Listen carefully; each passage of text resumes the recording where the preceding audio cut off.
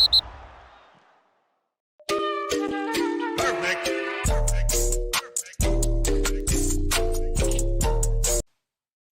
people, welcome back to the YouTube channel. You already know what time it is. It's time for another episode of Not So Daily Dosage. When we say Not So Daily Dosage, we really mean not so daily. I haven't done one of these for about a week because I've seen Chelsea just faffing about, dropping little hints, little teasers, little offers, little inquiries, investigations. I'm not here for any of it. The season has started. I want breaking news. I want bid accepted, personal terms agreed, done deal. Here we go, confirm, or I'm not involved. Show me the Ornstein dagger. But listen, I thought let's round up, let's talk about everything, give some opinions on the latest and greatest because we haven't spoken on anything. And listen, I'm loving the set. The lighting's popping. I've got this lovely stand. I'm going to put a nice football in here, get some new things added to there, some pictures in the background. It's all coming soon. Coming fast. It's all coming fast. But let's get into it, right? We're going to start from the back, work our way forward.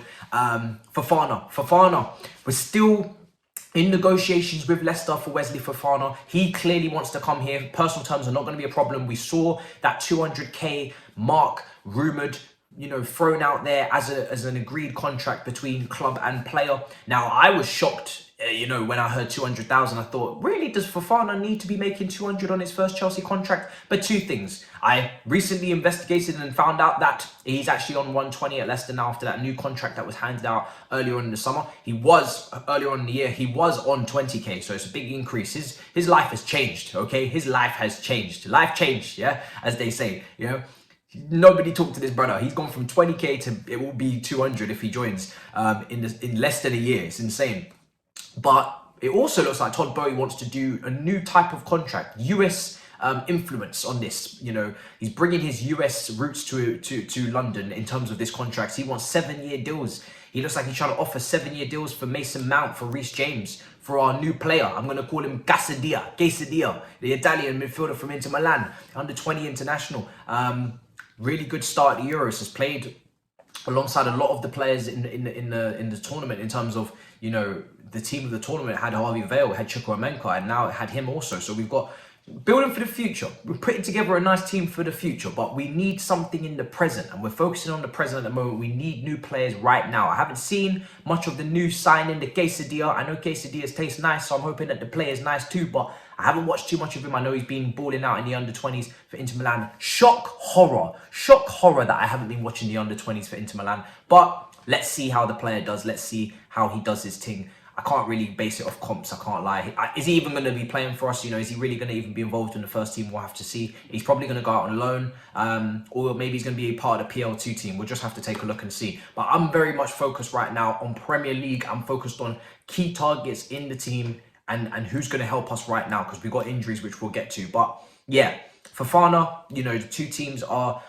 getting closer in valuation. We know Leicester want that world record for a defender bid, and Chelsea are trying to hit below the Harry Maguire belt up. We don't want to pay the extortionate price that is what Leicester are asking for, that 80 million plus. So it looks like Chelsea are going to go over around about maybe 75 again with some add-ons, or 70 with some add-ons, rising closer to that 80, but not quite. But we'll see. It's a tussle between the two. Wesley Fofana is demanding, pressurizing Leicester to let him leave, and we'll see. The guy really wants to move now. Leicester sound like as if they're starting to understand that they're going to have to let him go, and hopefully it all just gets wrapped up. The fee is crazy. It is really insane. But the player's talented. If he does what he's meant to do, no one will talk about the fee. If he plays the way we expect him to play, if he lives up to his potential, if he stays in our defence for the next decade, we won't talk about this fee. If he flops, we most certainly will. So hopefully the job is done from his standpoint and he comes in here and bosses it. But we've got problems, guys. That midfield, injuries to Kante, injuries to Kova. We don't have enough bodies in there, and we've been here before. And we know right now the lack of depth in that central midfield could cost us. It's cost us previously when we had to pair Trevor and Loftus-Cheek, or Saul Niguez last season around the winter period. And even Trev then went injured against Watford. We still managed to win the game, but listen, we need to get a midfielder in. We need a DM in there. We need the competition, but we also need the security from the injuries, because we know Kova picks up an injury every year. We know Kante does too. It's predictable, and it's exactly what we expect every single year, so we know what we're going into. Gallagher's gone in there. And potentially you could, and we'll talk more in the preview, Leeds 3-5-2, maybe Mason Mount, Gallagher, Jorginho, you might see that, with Ruben staying at that right wing back spot. But we'll talk about it later. But listen, we need bodies in there, because we're very imbalanced still, and we're shooting ourselves in the foot if we don't get something done, whether it be De Jong or not. I'm personally not bothered anymore. I just want us to get somebody in of quality. Matheus Nunes has gone to Wolves, it would seem, from Sporting. Listen, I'm not businessing with De Jong's little haggling with Barcelona, probably going to end up deducting his wage or something. It's the drama, the soap opera is boring to me. I've seen enough of it now. Either leave or don't leave, my brother. And if you don't leave, then we need to find an alternative target. So we need to focus very much on that. However, it's the forward line that we're looking at, and it's Anthony Gordon. I haven't mentioned him yet because, you know, we've seen bids rejected now. 40 million bid rejected, 45 million pound bid rejected. Like I said, I'm here for the here we go confirmed. I'm here for the breaking news. I'm here for the immediate signing. But talk to me about this player. I mean, listen, Everton are a tough team to judge any attacker on, because they are dire, they are in disarray, they are in decline, and he's a young kid, and obviously he's got potential, but he's still got rough around the edges. He's still got things to improve. His decision making will need to improve. His chance creation will need to improve. His finishing, his output, from what I've seen, I don't watch him week in, week out, but his output doesn't look strong. You know, it's not someone that's going to come into our team and give us guaranteed output in that front line. One thing he will do, though, is he will counter press. He will bring intensity. His 1v1 ability does look decent. He is a player that is going to fit in the mold of what we're trying to do. Against Tottenham, before we scored that goal from Koulibaly, lovely turnover, lovely pressurised, a lot of pressure on that right-hand side, suffocated Tottenham, took the ball, bang, created an opportunity, out for a corner, we score. And we did that a few times. We created a few chances from the counter press. Gallagher, when he comes on as well, counter press, again, wins the ball, creates an opportunity. So if only we took him. But I always say, in my opinion, if you are a team that doesn't have elite passers like De Bruyne's of this world, then you need to counter press. For a top team like us, you need to counter press. And if you don't do either, and you sacrifice your counter press for forwards that won't do so or won't do it as well, and this is the Premier League, this is the highest level, they will pick apart your press. They will play around you if your press is not complete. If you have any passengers, we cannot afford to have passengers in our press. If we're going to press, if we're going to be that team, then be that team the whole way. Commit to it. Stand by it and absolutely execute it to the fullest, because when we do that, we saw against Tottenham, we can create opportunities, and that's the way we can break a team down, is by simply winning the ball high up the pitch. More teams than ever in the Premier League are trying to play out from the back. We should take advantage of that and take the ball off of them. And when you create those high turnovers in those dangerous areas, you eliminate the defensive block, you eliminate the defensive, you know, line, and everybody's all jumbled up and confused, and that's where you can now start to hurt people, instead of having to methodically break people down, which we can't do without elite passers, which we don't have. And if I'm being quite honest, by the end of the transfer window, I don't expect to be sitting here telling you that we have 2 or 3 elite passers in our team. It's just not going to happen.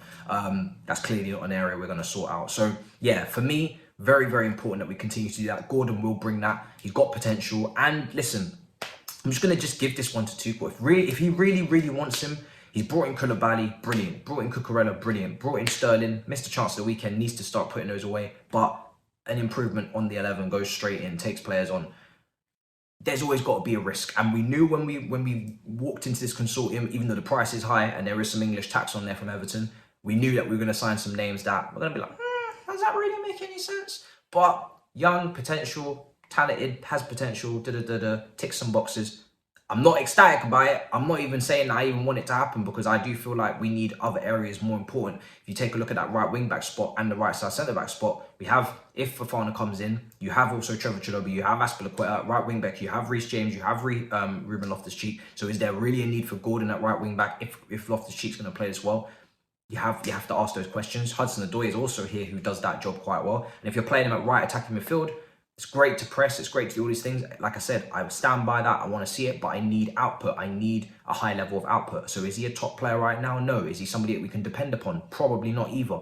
But again, if Tuchel wants the guy, you know, then we just have to back it on this one, because at least for me, I can understand the logic behind it in 2, 3, 4 years time. We are seemingly liking to buy a lot of players. This one's just more expensive. But we're liking at the moment we're buying a lot of young players. We seem to be trying to build something for the future. He fits within that mold. Do I think he's of a higher level than what we already have? Probably not either.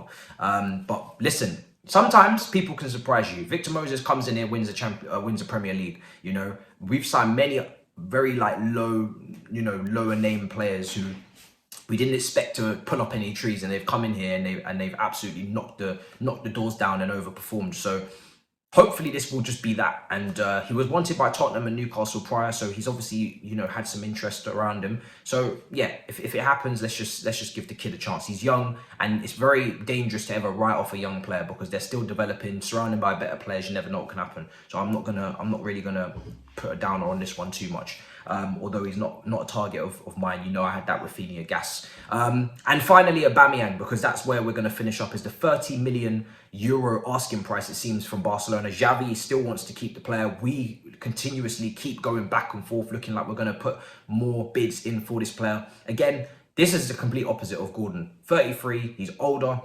For me, he's past his sell-by date. General play, yes, you're going to say to me, but Matisse adds the finishing touch. I care more about than just adding the finishing touch. I don't think you have to choose. I think you can have the finishing touch, but have a player that can take others on, but have a player that can press from the front, but have a player that also can be occupying all the front zones. How about Jesus? You're going to get bored of me saying it, but I'm going to keep doing it. You can get a player that fits your philosophy and does everything you need him to do and also contributes to the build-up play. Now, Aubameyang and Tuchel have worked together, so I'm not even going to say that he doesn't fit what we're trying to do, because Tuchel literally is our coach and he knows Aubameyang to the T. Much more fitting than Ronaldo, I would say. But Aubameyang, for me, you know, he's not going to help us with chance creation. I'll tell you that. So, you know, this is another Werner kind of situation. Only this guy can actually finish.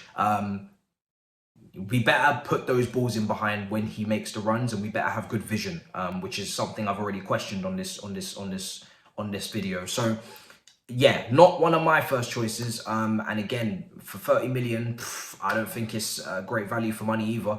And for me, I'd rather this be as short term as possible. If you're going to bring him in, hopefully, I'd love it to be a loan, maybe a 1 year, 2 year max. But there's going to be other options, and you could even argue there's better options now. You know, Ivan Toney, great game against Man United, wonderful pass for the assist. That's a very, you know, good striker at the moment that you could look at. There's a few others, but you know, if we're going to enter into this, let's just, for me, I would just be praying that it's not long term and we don't end up screwing ourselves for future targets. He would have finished that Kai chance probably, you know, so that is something in his favour. But yeah, I at least you could say about Aubameyang is that he's a little bit more in the mold of what we was going into. But again, I still have a few question marks, you know, when he's occupying areas outside of the final finish. How good is he, you know, in that final pass, in that dribble?